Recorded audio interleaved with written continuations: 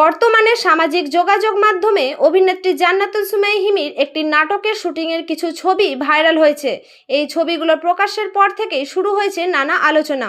অনেকের প্রশ্ন তুলছেন, নাটকের গল্পের প্রয়োজনে এমন দৃশ্য দেখানো হলেও এগুলো কি সবার জন্য উপযুক্ত? একদল দর্শকের দাবি, বর্তমান সময়ে ছোট বড় সবাই মোবাইলে নাটক দেখছে, তাই নির্মাতাদের এমন বিষয়বস্তু তৈরির সময় আরও দায়িত্বশীল হওয়া উচিত। কারণ একটি নাটক শুধু বিনোদন নয়, সমাজের ওপরও কিছুটা প্রভাব ফেলতে পারে।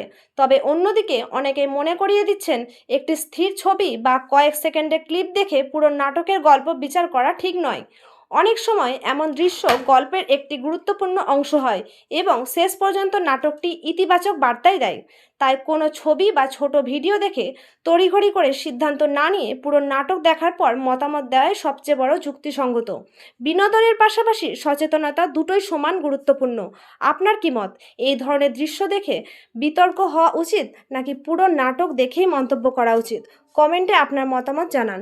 যদি আপনি আমাদের চ্যানেলে নতুন হয়ে থাকেন তাহলে দয়া করে সাবস্ক্রাইব করুন।